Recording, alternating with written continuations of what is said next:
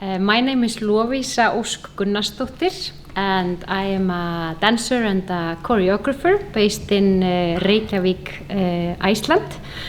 I'm currently touring with my work When the Bleeding Stops, which is a stage performance addressing the silence and taboo surrounding menopause in Western society. Yeah. My name is Hallager Andersen. I'm based in Horsens, which is near Aarhus, but I do a lot of my work up here as well. I'm a dance artist, I'm a filmmaker, and I'm really interested in sort of hybrid performance filmmaking that sort of reaches out of normal performance settings, and working a lot with academics also in various projects. Lately I've been doing a lot of stuff around care, what it means to care for an elderly person or someone who's mentally ill, but also motherhood as a way of caring. And that sort of those personal experiences have made their way into my artistic work, and that comes in sort of performance, lecture, installation stuff. So I'm sort of hybriding out into different forms.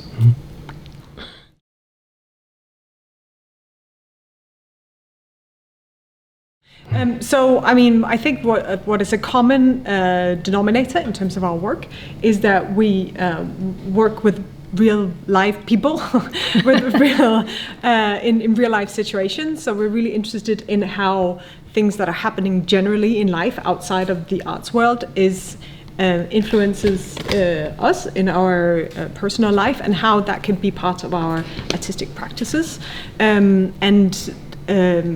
For me, it has been to do with generations, for example, like working with my grandmother and my mother and my children as a sort of way of bridging generations, and think about how the body as an archive looks in different ways depending on what sort of generation you talk about, and how those relate to each other.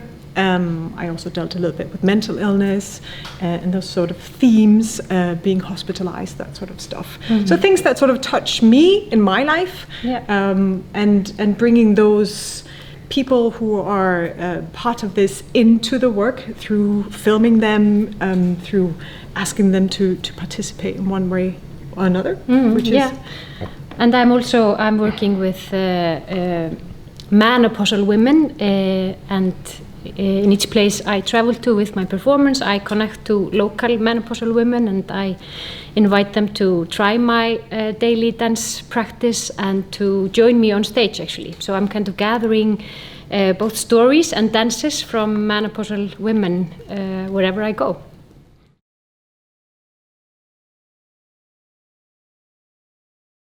I think we both come from sort of similar topics, but we worked with them in very different ways, or sort of slightly different ways. And I think bringing us together and being in the residency together is a way to exchange what those practices are. You know, how do you physically deal with this, you know, in a studio in terms of movement, but also how do we conceptually think about how to put an artistic work together from these experiences, and I think that exchange is really sort of the core of what this residency is about for us, is to find out, to learn from each other. Yeah, really. and to be kind of deepening your practice and deepening your thinking, and it's been really, really fruitful and rewarding.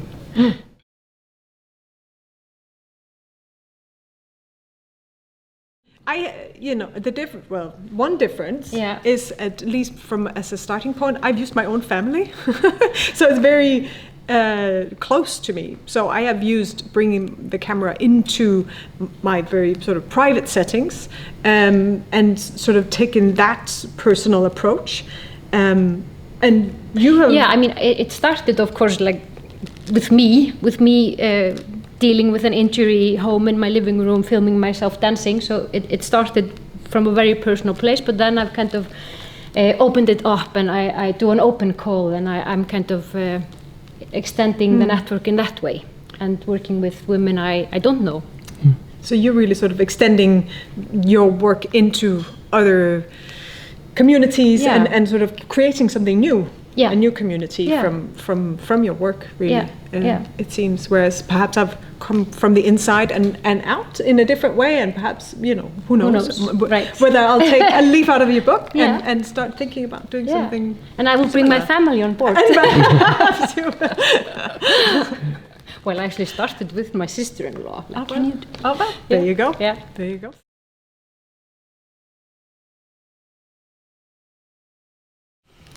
I mean, a key thing, of course, is where we've done the practice. So Lovísa's practice of walking into a dance has been really a key thing. We've done that every morning, in actually just separately, but then afterwards sharing how that experience is, what it does to the dance, what it does to your thinking around your body, your experience of being in the body, and so on. So I think.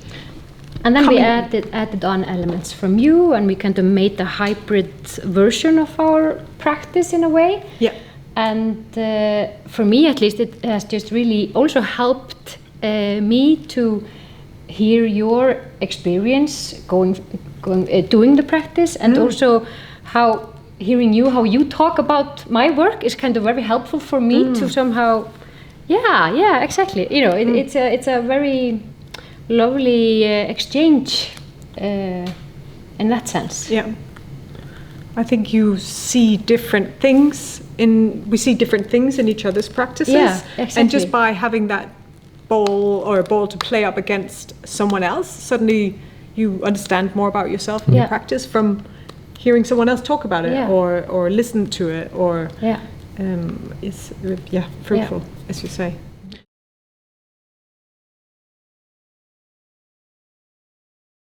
Walk for, we say 20 minutes without listening to anything, just be walking and listening to yourself, and then meditate on a song that somehow resonates to how you're feeling or what comes to your mind, and then just really stick with that song. And you come into the studio. I usually do it at home, and then you put up a camera, you introduce yourself to the camera, like the date, your age, your name, and then you play the song and you film yourself doing a daily solo, everyday story through your body.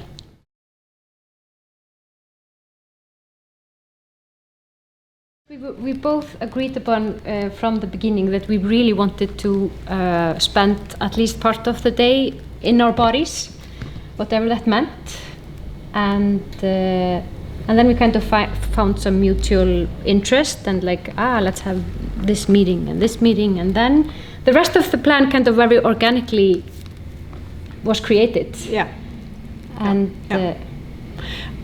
I think there's something interesting about the how, which is one of the things that we talk a lot about is what is the practice? Right. What is your practice as a dance artist? Yeah. Which at this point, for me, and I think for you as well a little bit, is not necessarily spending 7 hours in a studio trying to make up new movement phrases, right, but is perhaps a short dance in the morning that then sparks ideas, sparks concepts, makes you think about certain aspects, and then there's a lot of reflecting, lots of writing, lots of conversations around what does it mean and what does it entail, and so it's it starts physically, it starts with the body, and then it sort of stretches into other areas and other kinds of conversations, which is also the practice. Exactly. So it's that seems important. We've been kind of extending also this idea of what the practice is. It's so much more. It's connecting. It's also picking up your kids. It is picking up your kids and from visiting your grandmother. Yeah. And that those life things then make their way into the work somehow, directly or indirectly. Yeah. Yeah, exactly.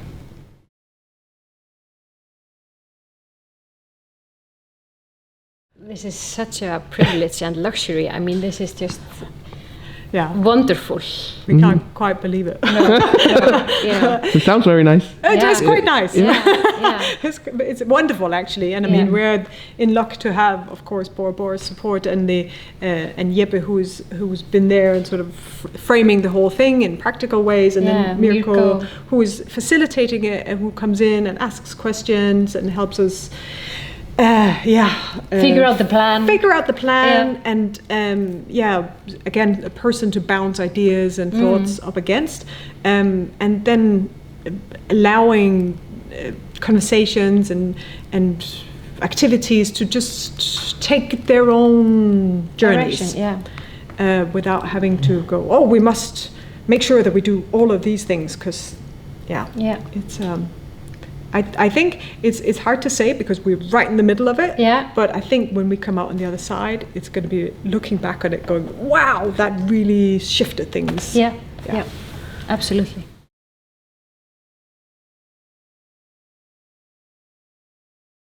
Yes, I would say so. I would say so. At least for me. So.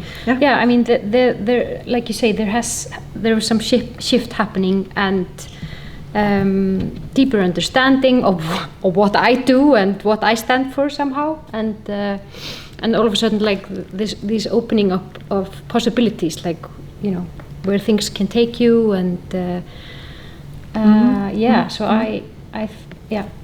there's something about having your practice framed by someone else, and suddenly then you realize what that frame is. Sometimes because there's, because you agree and you go, yes, oh, that's great, and yes, this is how I want to work. Yeah. And sometimes like, oh, no, that's not for me at all. Right. Or that doesn't resonate with how I work. Yeah. And then you realize, okay, well, that means I have to go in a different direction. So it's both the sort of the resistance and the going with that helps sort of shape. Yeah, and being in the friction is very interesting.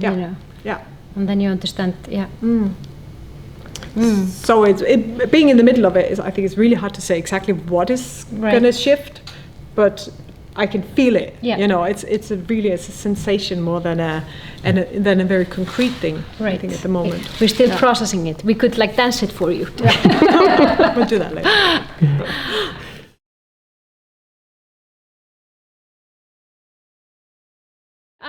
I didn't know Mary or her work at all, so this was but I guess I guess this is part of how it works. So for me at least it was just a curious and open reaction, and then we met online and I was like, this is going to be good. So and then it's just been wonderful to slowly get to know you better and know your thinking and practice and way of working, and So you found out why.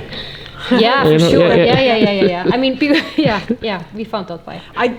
I think we know now why we were paired. Yes, absolutely. I think there are many reasons that we have some very similar stories and trajectories and ways of working and interests and everything. Yeah. So it totally makes sense why. And I remember getting that confirmation. Oh, you've been chosen, and this is your collaborator, your exchange partner. And I think I looked you up or something, and I thought, yes, this is awesome. First of all, I get to go to Iceland, which is also pretty cool. Yeah. But just thinking, here is a woman with oomph. Here's someone who has experience and who it's going to be a great interlocutor. It's going to be a sense of we're sort of on the same par, like age-wise, in life, in life exactly. in general. Yeah, so there's that. There's that also, which is a big part of everything. It is. Yeah, absolutely. Yeah.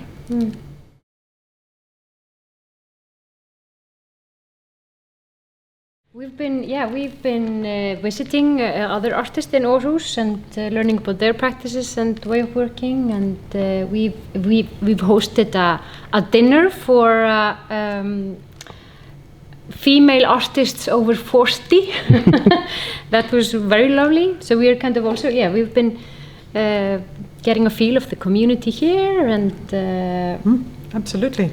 And then we've been to the beach because it was. We've been to the beach. I've been to Mary's home and met her family and hold her hand in her first day of new education. I know. Yeah. A lot of exciting things. I mean, so we get to see Aarhus a little bit as well. You know, you've been here before, but not perhaps so extensively out on the outskirts. So yeah, we'd had opportunities to go out to Moskva and to other places around the city. And of course, during our morning walk, we always like walk in different directions and see always new things every morning. So, yeah. I discovered new things about Aarhus too. Yeah.